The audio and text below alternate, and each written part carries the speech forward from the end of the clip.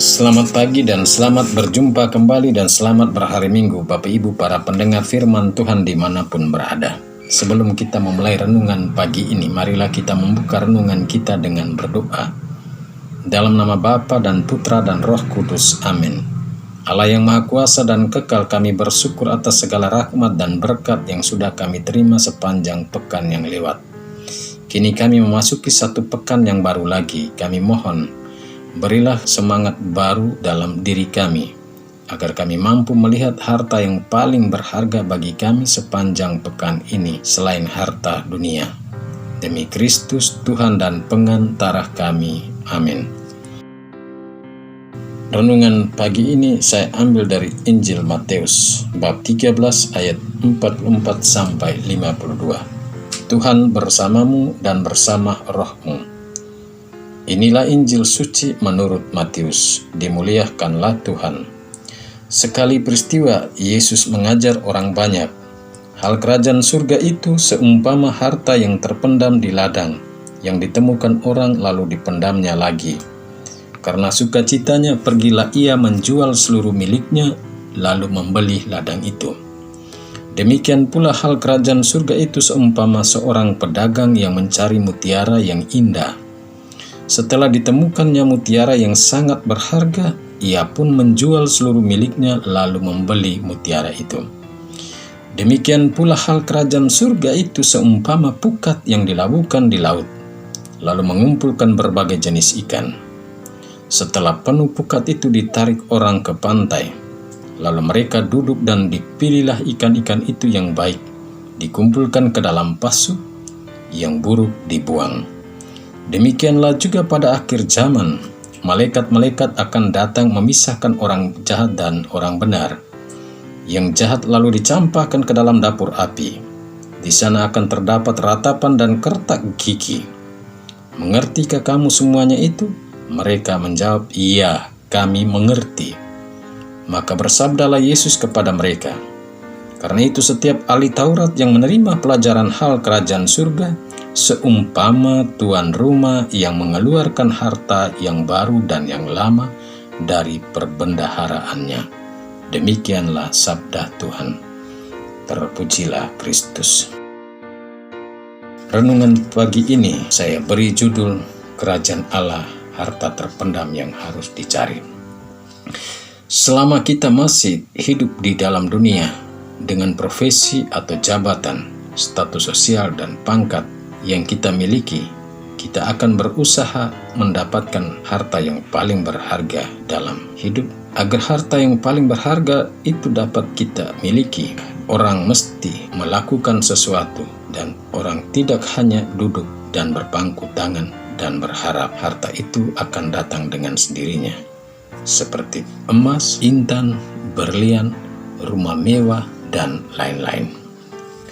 Bapak Ibu para pendengar firman Tuhan dimanapun berada, pada minggu biasa ke-17 hari ini, bacaan-bacaan suci pada minggu biasa ke-17, terutama Injil Matius yang kita pilih sebagai inspirasi utama untuk renungan pagi ini, mewartakan kepada orang banyak di zaman Yesus dan juga kepada kita orang-orang Kristen, bahwa kerajaan Allah, kerajaan surga adalah harta terpendam yang harus dicari dan serentak harus dimiliki. Agar para pendengar mengerti dan memahami bahwa untuk mendapatkan harta terpendam atau kerajaan Allah, orang tidak boleh berpangku tangan atau hanya duduk dan berharap terus atau datang sendiri. Tetapi orang perlu berusaha dan rela melepaskan harta lain yang telah dimiliki.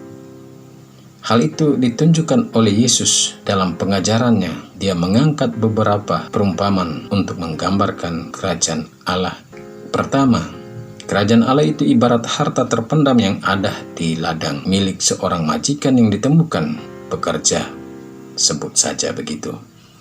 Pekerja itu ingin agar harta terpendam yang ada di ladang yang ditemukannya itu menjadi miliknya. Maka apa yang harus dibuatnya?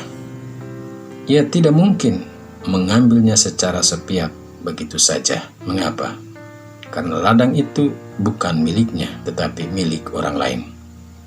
Maka mesti ada usaha yang harus dilakukan. yakni memendam kembali harta itu, lalu menjual seluruh miliknya yang lain dan membeli ladang itu. Kedua, kerajaan Allah itu seumpama mutiara indah yang dicari seseorang atau seorang pedagang. Setelah menemukannya, apa usaha pedagang itu agar mutiara indah itu menjadi miliknya? Ia pun menjual seluruh miliknya. Dengan menjual seluruh miliknya, itu berarti pedagang itu rela melepaskan hartanya yang lain yang juga berharga demi mendapat mutiara indah yang baginya paling berharga. Ketiga, kerajaan Allah itu ibarat pukat yang dilabuhkan di laut.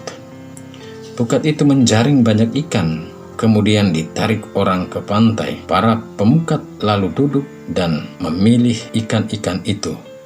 Yang baik dimasukkan ke dalam basuk, sedangkan yang buruk dibuang.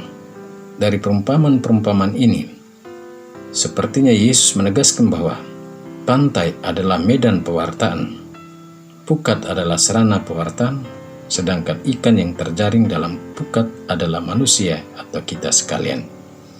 Ikan yang baik adalah simbol orang-orang benar, dan ikan yang buruk adalah simbol orang-orang jahat dan berdosa.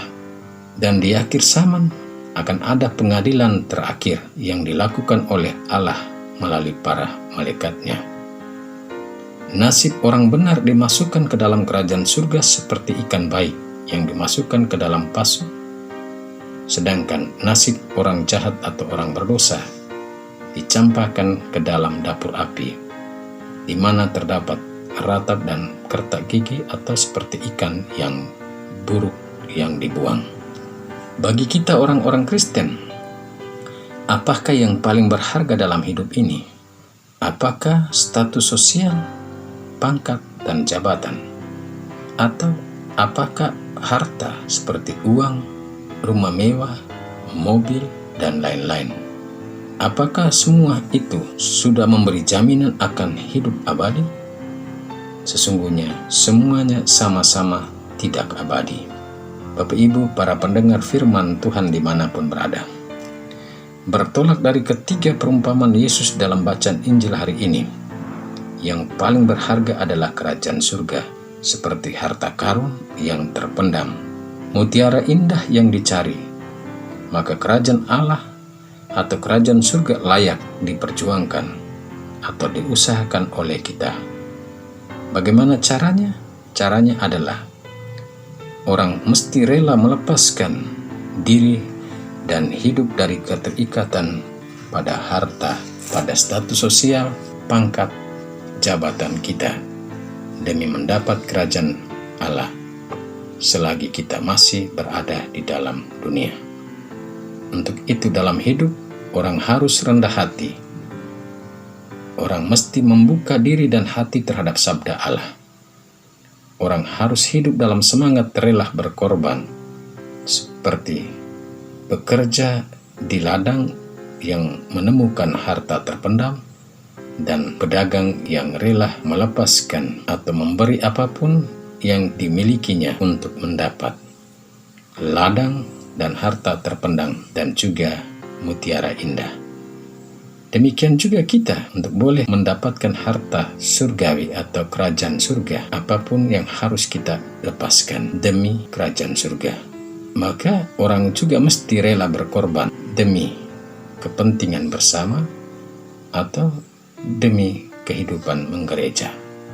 Seperti rela kehilangan waktu, rela kehilangan tenaga, rela kehilangan pikiran, bahkan harta pribadi kita sendiri.